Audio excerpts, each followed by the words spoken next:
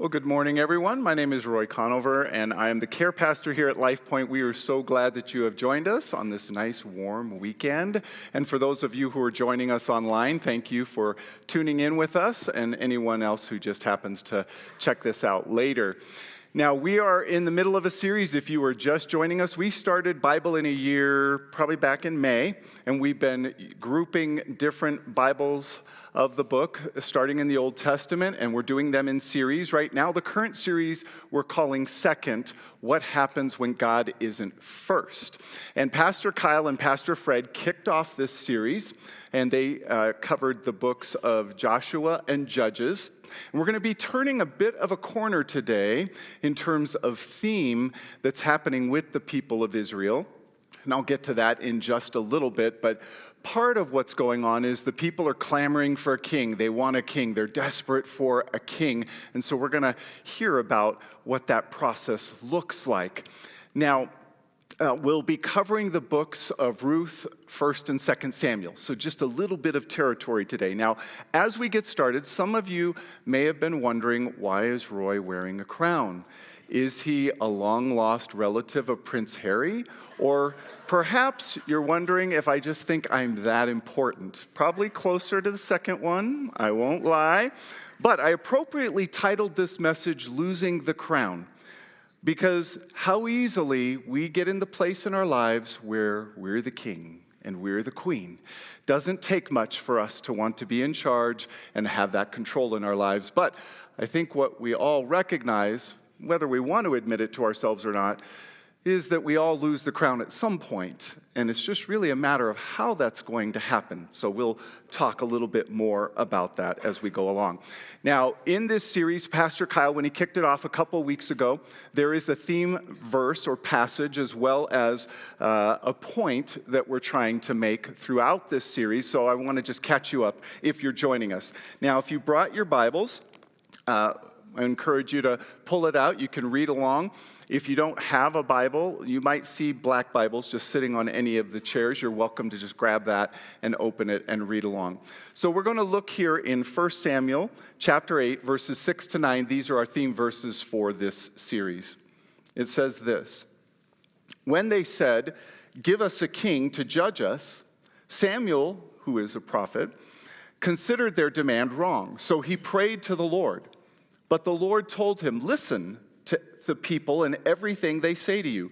They have not rejected you. They have rejected me as their king. They are doing to you the same thing to you they have done to me. Since the day I brought them out of Egypt until this day, abandoning me and worshiping other gods.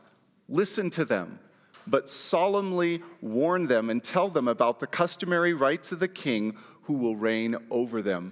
So this is where you see that whole theme introduced about wanting to have a king.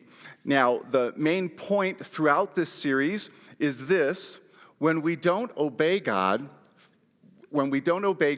first, we open ourselves up to making him last. And that's the danger of us wearing a crown.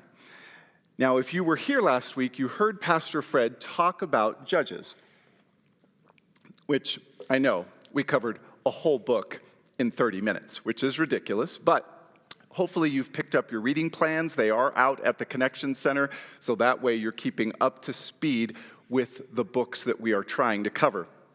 Now, in the book of Judges, there was a verse that he mentioned last week, Pastor Fred did, that the people did whatever seemed right in their own eyes. That was the focus. The country itself was going in lots of different directions because people are pretty much just doing whatever they wanted to do. Now, for today, in covering the books of Ruth and 1st and 2nd Samuel, I needed a little extra time, so I just cut Ruth out of the mix, sorry. Ruth, though, we did a series last November, and you can go online to lifepointnv.com, or you can also check out our YouTube channel. We did a 4-week series on it. It was fantastic, so I encourage you, you can go back and catch the book of Ruth. So primarily, we're going to be looking at 1st and 2nd Samuel today. And when we look at these books, it's all about transitioning from a theocracy to a monarchy. Theocracy being where God was leading using Moses, Aaron, Joshua, others to be his mouthpiece, but then shifting to a monarchy, which is a more centralized government under a king. And of course, looking at 1st and 2nd Samuel, 1st Samuel is all about King Saul, 2nd Samuel is all about King David, and both of their reigns. Now, those two books historically were always put together as one book. They were later separated. So just to give you a brief overview of 1st and 2nd Samuel, the time frame of 1st Samuel, we believe 1st and 2nd Samuel was written after 931 BC. And most would think that the author was Samuel, since it's his name in there, but he dies in chapter 25 of chapter 1, or 1 Samuel, so it can't be him. But many scholars believe both Samuel, Gad, and Nathan, all the prophets and their writings compiled and contributed to whoever put those books together. And then in terms of the themes that we see, not dissimilar from many of the themes that we've seen in a couple of the previous series as we've kicked off our Bible in a Year series, right? You see leadership, you see God's control and obedience and God's faithfulness. And we're going to see these especially as we talk today. Now, there's a main point I want to drive for us today as we're looking at 1st and 2nd Samuel, and it is this. Obedience leads to success. Disobedience leads to suffering. So obedience leads to success. Disobedience leads to suffering. I'm so sorry, Laura. I jumped way ahead and skipped the breakdown of the chapters. So let me back up. My fault. For those of you who are like, oh, okay, well, just give me the basic themes of these chapters. In 1st and 2nd Samuel. So 1st Samuel, Samuel's birth, his call, and initial ministry. It's all the first 7 chapters of 1 Samuel. And then chapter 8 is where we make that shift and move from theocracy to monarchy. Okay? And then chapters 9 to 12 of 1 Samuel is all about King Saul's call and being the first king of Israel. And then the rest of 1 Samuel is about his victories, very brief, and then his failures as king. Then we shift in 2 Samuel. The first 4 chapters are supposed to be about King David stepping in and now becoming king, but unfortunately there was a little bit of power struggle, so that's what we read in the first 4 chapters. And then the rest of 2 Samuel is the highlight of David as king. Thank you, Laura. She's like probably looking at me, come on, Roy, is this right there on the slide? Okay, so to our main point again, want to make sure we don't miss this. Obedience leads to success, disobedience leads to suffering. And I know this seems simple enough, but how often do we go through our life, and I don't think we're necessarily conscious of this. It makes sense, and yet our human emotions get in the way, our egos get in the way, and we'll look at this. So this is what we see with King Saul. He had some success early on as king. So even as he is being confirmed as king, he's got a standing army of about 300,000 men, and it comes to their attention that the town of Jabesh Gilead has been taken over by the Ammonites, and they're going to go in and they're going to free them and rescue them. And so Saul has these 300,000 men at his disposal, and actually the scripture says that they attack them before sunrise, before the heat of the day. Because I think the author wanted to make sure that, they weren't going to even break a sweat with this fight, right? I mean, God was going before them, and he was going to give them the victory. And that happens. And so let's look at 1 Samuel chapter 11, starting in verse 12, to see what comes right after this. It says, afterward, the people said to Samuel, who said that Saul should not reign over us? There had been some people in the process of the confirmation who were grumbling about Saul. They weren't his biggest fans. Give us these men so we can kill them.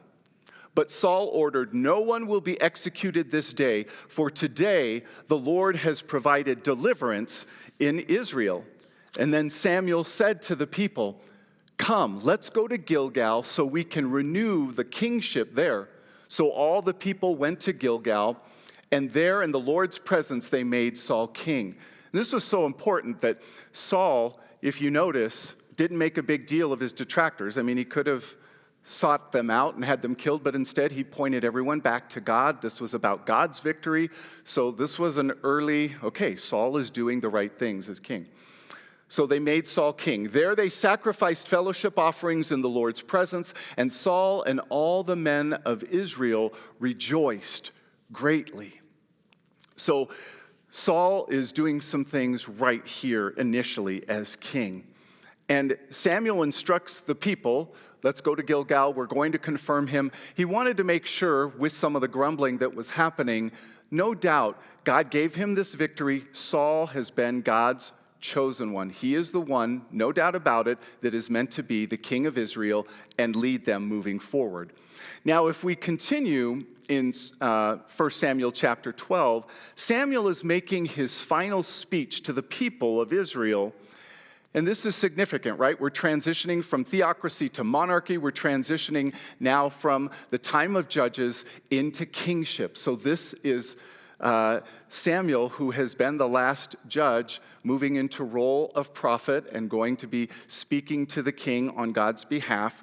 And so we see him giving this final speech. He's reminding the people of how God faithfully led the nation of Israel out of Egypt and into the promised land. Remember, this generation would have had no clue. This was generations ago that this happened, and so you hear these reminders. Now, despite Samuel's pleas, the people keep demanding for God to give them a king. They wanted a king. Everybody else has a king. All the nations around us have kings. How come we don't have a king? Give us a king. So the people were grumbling and complaining. And God chose Saul. And Saul was from the tribe of Benjamin. He was impressive to look at. He stood a head taller than everyone else. So this was God's choice. But also, God was wanting to remind the people in this moment, in Samuel's final speech to the people, that they have held evil in their heart by requesting a king and not trusting him to rule over them. And we see this in 1 Samuel chapter 12, starting in verse 16. Let's look at this. Now, therefore, present yourselves, this is Samuel speaking, present yourselves and see the great thing that the Lord will do before your eyes. Isn't the wheat harvest today?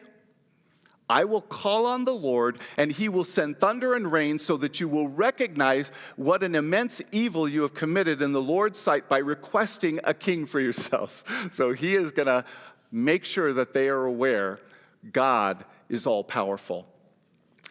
So Samuel called the Lord, and on that day the Lord sent thunder and rain. As a result, all the people greatly feared the Lord and Samuel, right? This was interesting is the people are figuring out, oh my gosh, this is crazy. Okay, so it continues. They pleaded with Samuel, pray to the Lord your God for your servants so we won't die. For we have added to all the sins of evil of requesting a king for ourselves. So there is an awareness and a recognition on their part that what they have asked for is wrong, is evil, is out of line. There is no obedience, go back to our main point, no obedience to be found here, right? People are just wanting what they want. So Samuel continues here. Samuel replied, don't be afraid. Even though you have committed all this evil, don't turn away from following the Lord. Instead, worship the Lord with all your heart. So he's hearkening back to Deuteronomy, right? Love the Lord your God with all your heart. So love the Lord your God with all your heart. Don't turn away to follow worthless things that can't profit or rescue you. They are worthless. The Lord will not abandon his people because of his great name and because he has determined to make you his own people. So this is all part of Samuel's final speech to the people. And despite their rejecting God, Samuel is trying to console them and reassure them, it's okay, God is not going to abandon you. But this isn't just about them thousands of years ago. Let's make it practical and bring it to us. This is about us. This is about me. This is about any of our desire, how easily I can relegate God to second place in my life, third, fourth, much further down the list. And unfortunately, Saul's obedience that was early on quickly turns to disobedience, and he will suffer the consequences. And this is the second main point that we see in this account today. And it's this: there is nothing so tragic as to look good on the outside and not know God on the inside. Isn't it? We can have all the pretenses and look a certain way, but if our relationship with God isn't real on the inside, then it really doesn't matter. Now, I already mentioned earlier that Saul was impressive to look at. He stood a head taller than everyone else. He came from a very prominent family, but from a worldly perspective, he had it all. He had it all together, and he certainly had the makings to be a great leader. But when he was pressed by the circumstances in his life, right, the real character of who he was came out. Now, Saul has a major leadership blunder, and his very human ego shows up and gets in the way. Now, he had, remember, in that Jabesh-Gilead attack that they did to rescue the town, 300,000 men at the ready. 300,000 men who were ready to fight for him. So what does he do? He whittles them down to 3,000. He takes the choicest of men, probably an elite fighting force, think Navy SEALs, and he sends all the rest home to their tents. And then what he does is he separates the 3,000 into two groups. He takes 2,000 of them. He at the time was at Michmash and he was heading to Gilgal. And then he gives his son Jonathan 1,000 of those other troops. And he's in Gibeah, probably about 15 miles away. And there were all kinds of Ammonite people from the Ammonites as well as Philistines who were having raids and different attacks that were happening. So this is all going on. So in the meantime that this is happening, Saul was supposed to meet Samuel at Gilgal. So that was his ultimate place that he was supposed to get to. Well, Saul's army is becoming overwhelmed. They're afraid. They start running for the thickets and the caves to hide. Some of them deserted altogether. And Saul is beginning to freak out. He's not sure what he's supposed to do. And so in that his impatience and waiting for Samuel to arrive, he starts offering burnt offerings to God. And that's something that Samuel normally would have done. And in his pride, his disbelief, and in his impatience, Saul blows it. He disobeys God. So let's pick up. All of this has happened. 1 Samuel chapter 13, starting in verse 10. So speaking of Saul here, just as he finished offering the burnt offering, Samuel arrived. How often has that happened in your life? You're waiting for someone to show up for a party, you're waiting for something to happen at work, you're waiting, and the minute you give up waiting and think, I'll just take care of this myself, they show up. This is exactly what happens. So Saul went out to greet him, and Samuel asked, "What have you done?" That's the way I hear it in my head when I read the scripture. What have you done? Because Samuel is just incredulous at this point as to what Saul has done. So Saul answers, "When I saw that the troops were deserting me and you didn't come within the appointed days," it's the troops' fault and it's your fault because neither of you did what you were supposed to do. Isn't this what he's saying? So when you didn't come within the appointed days and the Philistines were gathering at Michmash, I thought the Philistines will now descend on me at Gilgal, and I haven't sought the Lord's favor. So I forced myself to offer the burnt offering. The burden of kingship. I forced myself to do what you weren't here to do. I mean, this is essentially what Saul is saying. So Samuel says to Saul, "You have been foolish. You have not kept the command the Lord your God gave you. It was at this time that the Lord would have permanently established your reign over Israel, but now your reign will not endure. The Lord has found a man after his own heart, and the Lord has appointed him as ruler over his people, because you have not done what the Lord commanded." Saul knew full well that he shouldn't have offered those burnt offerings, that was Samuel's role to do. And he seriously couldn't have stopped at any point and prayed. He had had conversation with God before. It's not as if he hadn't talked to him, but that's not what he did, right? Saul was deceiving himself, and he was thinking that he could just get away with it, that somehow he wouldn't get caught. But ultimately, he was taking control. He put those burnt offerings and offered them to God instead of letting Samuel do it. because he wanted to control how things were going. Everything else felt out of control. His troops were deserting him, and he was fearful that they were going to be overtaken. So he let his pride, his impatience, his disbelief, his lack of trust. Ultimately, what we see here is he was very far from God. Thinking about God was the last thing on his mind when we look at this text. So the sad part of that is, too, here God had just given him victory at Jabesh Gilead. And how quickly we forget God's faithfulness. And that's exactly what happened to Saul. But what does that look like for us? For you and me, and the circumstances in our life. And sometimes they feel insurmountable. It feels like we're being surrounded and attacked. And sometimes it looks like a health condition for you or a loved one. Sometimes it looks like a financial strain or struggle. Sometimes it's a job situation. Sometimes it's a relational problem, maybe where some forgiveness is needing to happen between you and another person. Sometimes it's an ethical dilemma. I don't know what it is. But the challenge for all of us is, will we let go of control and even what we see with our physical eyes that might tell us that we're overwhelmed and that we're going to lose something, and instead say, God, this is not my place. I'm going to trust you, and I'm going to let you have that crown before it gets ripped away from me. Now, Saul's ultimate failure came a couple of chapters later when God told him to destroy the Amalekites for having come against Israel when they were leaving Egypt and on their way to the Promised Land. So God was very clear with Saul. There was no gray area here. He wanted Saul to take the army and to destroy the Amalekites completely. All the people, all the animals, everything. And Saul almost gets it right, except that he lets the king live, and they keep all the choicest livestock, cattle, sheep, everything, right?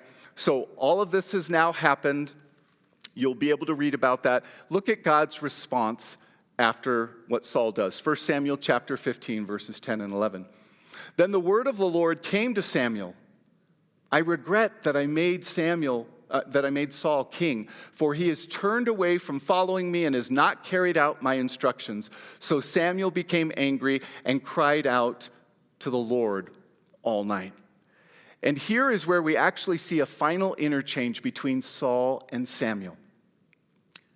As you look through the rest of 1 Samuel and all that happens to King Saul, there will be no more interactions between him directly and Samuel.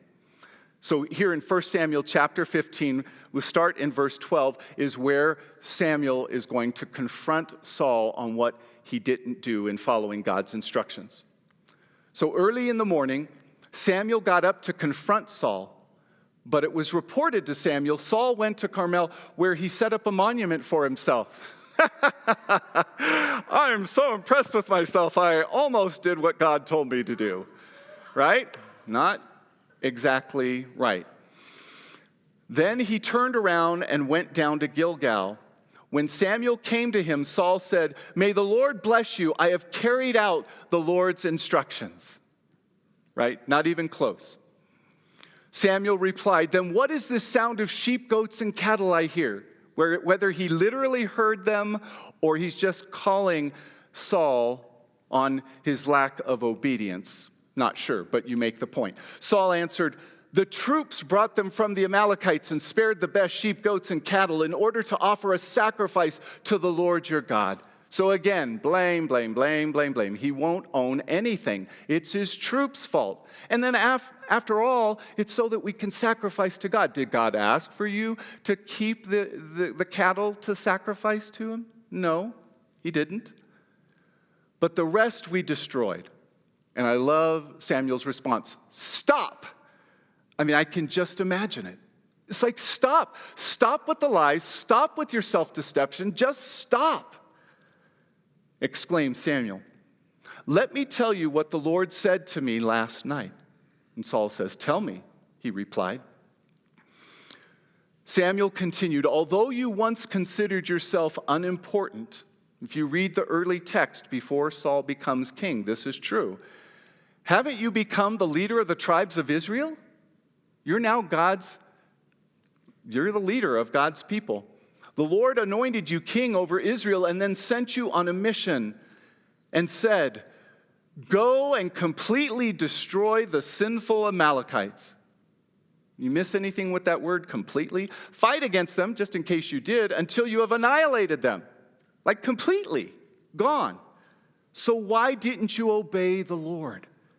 Why did you rush on the plunder and do what was evil in the Lord's sight? But I did obey the Lord, Saul answered. I'm not close to being God. I can only imagine as a parent, God's impatience at that point with Saul to think, oh my gosh, what do I have to do to get through to this guy? I mean, seriously. I went on the mission the Lord gave me. I brought back King Agag of Amalek, and I completely destroyed the Amalekites. Completely destroyed, but you still got one of them. God didn't tell you to spare the king, right? The troops took sheep, goats, and cattle from the plunder, the best of what was set apart for destruction, to sacrifice to the Lord your God. He still just isn't getting it. He isn't getting it. Then Samuel said, does the Lord take pleasure in burnt offerings and sacrifices as much as in obeying the Lord? Look, to obey is better than sacrifice. To pay attention is better than the fat of rams, for rebellion is like the sin of divination, and defiance is like wickedness and idolatry. And then the final blow here, because you have rejected the word of the Lord, he has rejected you as king. And this is where he's going to lose his crown. Not immediately. It's going to take many more chapters, but this is where he loses his crown. Now in chapter 16, you're going to see that Samuel